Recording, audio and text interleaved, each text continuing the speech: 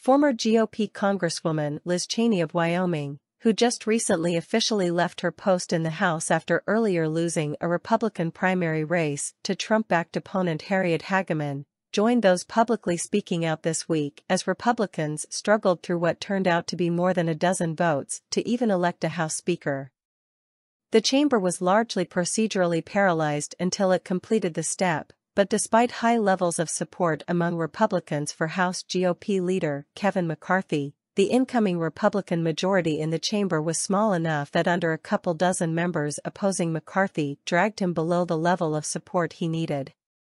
That went on for days, with Democrats often closer to solving the problem of getting the House moving, since their candidate was, until close to the end, receiving more votes, although not the overall majority needed. Ronald Reagan taught us that weakness is provocative, Cheney said on Twitter in response to reports about cuts to defense spending that were among the negotiating chips as McCarthy tried to lock down the needed GOP support. China and Russia are watching. If a GOP leader agreed to weaken our national defense for his own personal gain, that will be his legacy, and our nation will suffer. Well, his legacy already wasn't great, even in terms of basic political aptitude.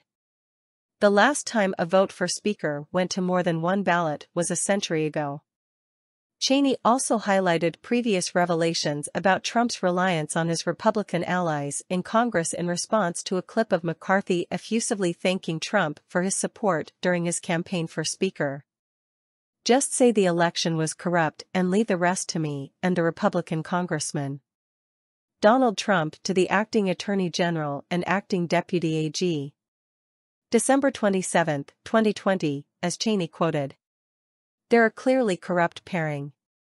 Although it eventually potentially had a role in pushing the remaining Republican holdouts to change their stance, Trump's support initially didn't do much.